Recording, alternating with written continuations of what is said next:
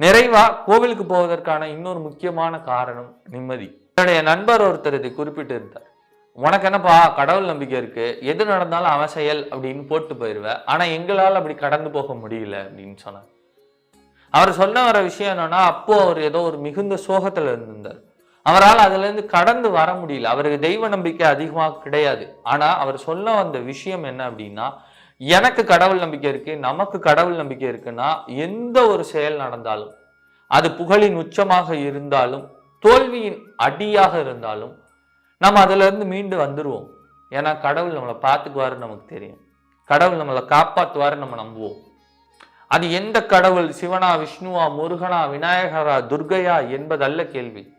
ஏதோ ஒரு தெய்வம் இருக்கு, அந்த தெய்வம் என்னைய காப்பாத்தும்பா, எல்லாம் மேல இருக்கவன் பார்த்துக்குவான் அப்படின்னு நம்மளால கடந்து போக முடியும்.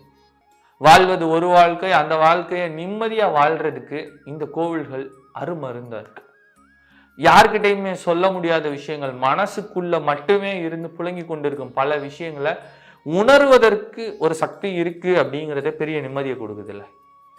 இதை நான் சொன்னா நம்மளை கேள்வி பேசிடுவாங்க, இதை நான் சொன்னா நம்மளை புரிஞ்சுக்க மாட்டாங்க, இப்படி ஒரு எண்ணம் என் மனசுல இருக்கு, எனக்கு இப்படி ஒரு கஷ்டம் இருக்கு அப்படிங்கிறத யாரை நம்பி இன்னைக்கு சொல்ல முடியும் அப்படிங்கிற தேடல்ல இருக்கிறவங்களுக்கும் இருந்தவங்களுக்கும் இருக்க போறவங்களுக்கான விடைவா கோவில்கள் திகழுது.